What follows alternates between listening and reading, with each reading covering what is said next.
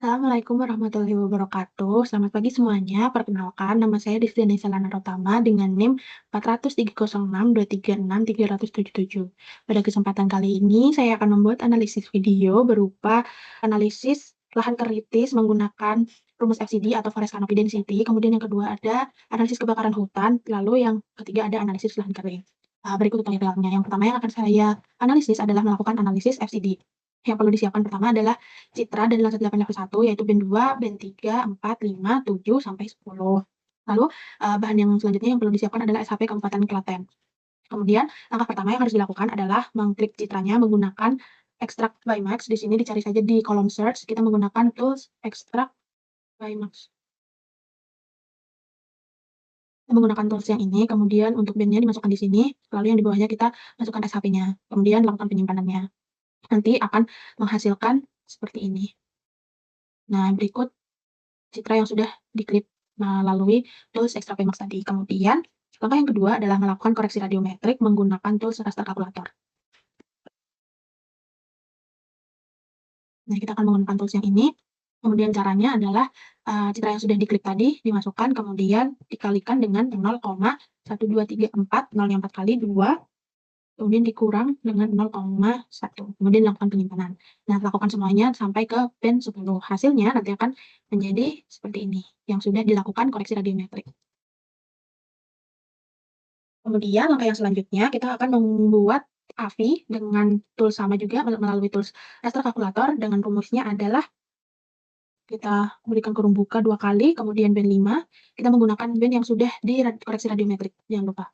Kita ketik band 5, ditambahkan dengan 1, plus 1, kurung tutup, kali, kurung buka, 256, dikurangi dengan band 4 yang sudah dilakukan koreksi radiometrik, kemudian kurung tutup, dikalikan dengan kurung buka lagi, band 5 min band 4,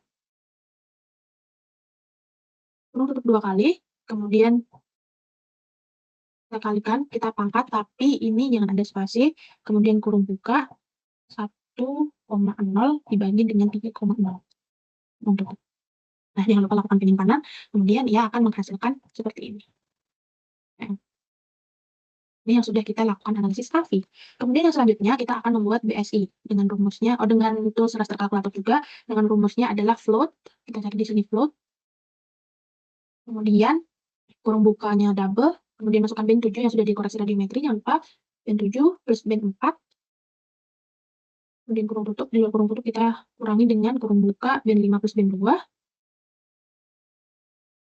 kurung tutup dibagi dengan band 7 plus band 4,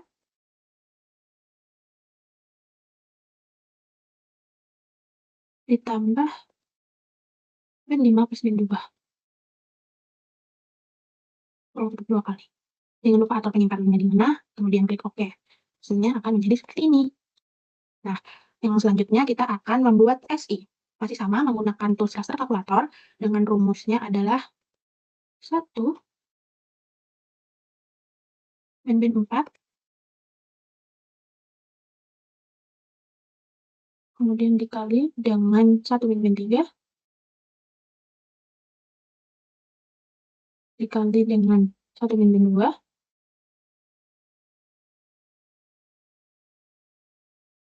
pangkat. Nah, pangkat itu adalah bintang 2 kali tapi tanpa spasi. Pangkatkan dengan 1,0 dibagi 3,0. Kemudian jangan lupa atur penyimpanan, silahkan disimpan di mana, lalu klik OK. Dan hasilnya akan menjadi ini. Kemudian langkah yang selanjutnya kita akan membuat TI. Masih sama, dan menggunakan raster kalkulator juga dengan rumusnya adalah 0,10033 ditambah pembukanya 2 kali, 22,00180 dikurangi 0,10033. Kurung tutup, kemudian dibagi dengan 65535, kurung tutupnya 2 kali. Kemudian dikalikan dengan band 10 yang sudah dilakukan koreksi radiometrik tadi. Lagi-lagi atur penyimpanan, jangan lupa diatur di mana, terus OK. Hasilnya nanti akan menjadi seperti ini. Ini TI. Kemudian kita akan membuat SSI melalui tools principal component. Nah, melalui tools yang ini, kita masukkan SI dan TI. SI dan TI. Kemudian atur penyimpanannya, lalu klik OK. Dia akan menjadi seperti ini. Kemudian kita akan membuat SVI. Menggunakan tools yang sama, masih di prinsipal kalkulator, namun yang kita masukkan dalam pembuatan SVI adalah TI dan BSI. TI dan BSI. Atur penyimpanannya, lalu klikkan OK, lalu hasilnya akan menjadi seperti ini.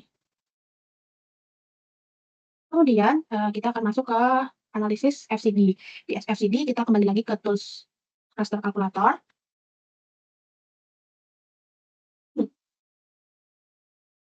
Kemudian rumusnya adalah square root, kita cari square root. Nah, kita masukkan SVD yang tadi sudah kita buat dan SSD. SVD dikalikan dengan SSD. Nah, setelah selesai, plus 1, sorry. Plus 1. Kemudian simpan penyimpanan, atur penyimpanannya di mana, klik OK, lalu ya hasilnya akan menjadi seperti ini. Lalu, karena ini sudah jadi FCD-nya, kita akan melakukan request. Kita cari di sini, reclassify. Nah, kita menggunakan yang ini, kemudian masukkan FCD-nya, lalu di classify-nya ini, kita akan membuat kelasnya menjadi 5 kelas. Kita klik OK saja, lalu atur penyimpanannya, dia akan disimpan di mana, lalu hasilnya akan menjadi seperti ini. Nah, di sini dia bisa diatur pewarnaannya melalui properties, kemudian classified, kita pilih di sini kelasnya yang 5 tadi, kemudian kita atur sudah warna. Karena ia merupakan forest canopy density dan identik dengan warna hijau, maka kita memberikan dia warna hijau. Di forest canopy density itu menganalisis tentang kanopi vegetasinya. Jadi, kenapa di daerah sini warna hijaunya itu lebih pekat daripada di daerah yang di bawah sini, karena dia adalah wilayah pegunungan, dekat dengan wilayah pegunungan. Jadi, warna hijau yang ada di sini itu merepresentasikan kerapatan dari vegetasinya. Jadi yang di daerah sini, vegetasinya itu masih terbilang banyak atau rapat, sedangkan di daerah yang sini merupakan daerah perkotaan. Jadi, lebih banyak permukimannya. Maka dari itu warna hijaunya lebih pudar atau lebih sedikit dan tidak rapat dibandingkan dengan daerah yang di atasnya. Untuk analisis yang selanjutnya adalah saya akan melakukan analisis kebakaran hutan atau potensi kebakaran hutan, di mana saya mengambil wilayah untuk diamati adalah wilayah Kabupaten Banjar. Mengapa saya mengambil wilayah Kabupaten Banjar? Disebabkan wilayah Kabupaten Banjar itu hutan-hutannya termasuk hutan kering atau tanahnya itu tanah gambut. Jadi potensi untuk terjadinya kebakaran hutan itu lebih tinggi dibandingkan dengan hutan-hutan atau wilayah yang di Jawa seperti itu. Jadi saya mengambil wilayah Kalimantan. Kemudian bahan yang perlu disiapkan adalah citra. Di sini kita memakai citra band 5, band 6, band 7, dan band 10. Langkah pertamanya itu sama seperti tadi. Kita klik dulu citranya menggunakan tools extract payment seperti tadi. Kemudian dia akan menjadi seperti ini setelah diklik sesuai dengan SHP wilayahnya. Kemudian langkah yang kedua adalah kita akan melakukan koreksi radiometrik menggunakan tools raster kalkulator. Sama seperti tadi, kita masukkan saja rumusnya di sini. Rumus untuk band 5 sampai dengan band 7 itu sama, yaitu masukkan bandnya. Band 5 misalkan kita kalikan dengan sorry, maaf. Kita masukkan rumusnya dulu 0,1234, 0,04 kali 2 dikalikan dengan bandnya, band 5, kemudian dikurangi dengan 0,1. Seperti itu. Ini untuk rumus yang band 5, band 6, dan band 7. Sementara band 10, rumusnya adalah 0,003342 dikalikan dengan band 10, kemudian ditambah dengan 0,1. Jangan lupa atur penyimpanannya, filenya di mana, diberi nama, lalu klikkan OK. Nah, setelah melakukan koreksi radiometrik, kemudian kita akan membuat TI. Langkahnya kita search lagi raster kalkulator, kita masih menggunakan tools yang sama, yaitu raster kalkulator, lalu masukkan rumus sebagai berikut: 1321,0789 dibagi dengan ln, kita klik di sini, kemudian yang di dalam kurung kita tuliskan 774,8853 dibagi dengan band 10 yang sudah kita lakukan radiometrik tadi, kemudian dikurangi dengan 273,15. Nah, atur penyimpanannya lalu klikkan OK. Nanti hasilnya akan menjadi seperti ini. Nah, kemudian kita akan melakukan perhitungan NBR1. Toolsnya masih sama, yaitu menggunakan tools raster kalkulator dengan rumus sebagai berikut. Kita kurung buka, terus B5 yang sudah dikoreksi radiometrik tadi, B5 min B7, B5 min B7 dibagi dengan B5 plus B7. Untuk penyimpanannya di mana, lalu klikkan OK. Hasilnya akan menjadi seperti ini. Nah, kita juga akan membuat NBR2, toolsnya masih sama menggunakan raster kalkulator, tetapi yang dimasukkan adalah band 5 dan band 6. Dengan rumus band 5 dikurangi band 6, kurung tutup, dibagi dengan band 5, terus band 6. Untuk penyimpanannya klikkan OK, lalu dia hasilnya akan seperti ini. Nah, kemudian kita akan mencari rata-rata dari NBR-nya. Masih menggunakan tools raster calculator, kemudian kita masukkan di sini NBR 1 ditambah dengan NBR 2, kemudian dibagi 2 untuk mencari rata-ratanya. Atau penyimpanannya klik OK, lalu hasilnya akan menjadi seperti ini. Kemudian layer NBR rata-rata ini kita akan request. Kita akan melakukan reclassify. Masukkan NBR rata-ratanya ke sini, lalu kita akan ubah klasifikasinya menjadi 5 kelas saja. Klikkan OK, lalu atau penyimpanannya, lalu klik OK. Nanti hasilnya akan menjadi seperti ini. Setelah itu kita juga akan mereclassify tadi yang TI yang sudah kita buat tadi. Caranya masih sama, kita cari reclassify melalui search, kemudian masukkan TI-nya, kita klasifikasikan juga menjadi 5 kelas. Lalu klik OK. Tadi ini saya sudah siapkan di sini, jadinya akan menjadi seperti ini. Kemudian setelah kita reclassify TI dan NBR, maka kita akan membuat potensi kebakaran hutan. Kita menggunakan tools raster calculator lagi.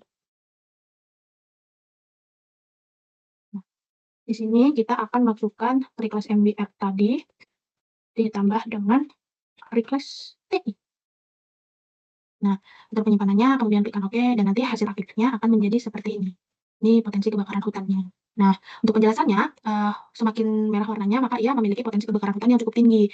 Di daerah yang sini dan sini mengapa dia warnanya merah? Kemungkinan di real life-nya itu dia merupakan lahan kering atau bertanah gambut sehingga dia memiliki potensi kebakaran hutan yang cukup tinggi dibandingkan dengan daerah yang hijau. Mungkin daerah yang hijau ini dia lebih basah lahannya seperti itu.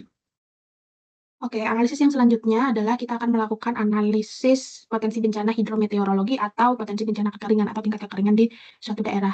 Hal pertama yang kita butuhkan adalah kita membutuhkan citra yang sudah dilakukan proses koreksi radiometrik. Ini yang belum. Lalu langkahnya masih sama seperti yang tadi, kita melakukan proses koreksi radiometrik seperti yang tadi. Lalu langsung saja kita akan melakukan proses pembuatan NDVI. Caranya adalah kita menggunakan tools raster calculator, kemudian yang kita masukkan adalah rumus NDVI. Rumus NDVI itu band 5 dikurangi dengan band 4 dibagi dengan band 5 ditambah dengan band 4. Kemudian atur penyimpanannya, mau disimpan di mana atau penamaan, kemudian klikkan OK, maka nanti hasilnya akan menjadi seperti ini. Nah, yang selanjutnya kita akan membuat perhitungan NDVI atau water index-nya untuk mengetahui tingkat kekeringan di sana, di wilayah Kabupaten Klaten. Rumus NDVI itu adalah band 5 yang sudah dilakukan koreksi radiometrik ya citranya, kemudian dikurangi dengan band 6, kemudian dibagi dengan band 5, ditambah dengan band 6. Sama selalu atur penyimpanan dan amatir dengan NDVI, dibagi NDVI, ditambah dengan NDVI-nya. Kemudian atur penyimpanannya di mana, lalu klikkan OK, maka hasil akhirnya akan menjadi seperti ini. Nah, kemudian potensi kekeringan di wilayah Kabupaten Klaten adalah cukup tinggi ya, di mana di sini terlihat warna oranye menyebar di seluruh kabupaten. Dan yang warna hijau ini memiliki tingkat kekeringan yang sedang atau kecil kekeringannya.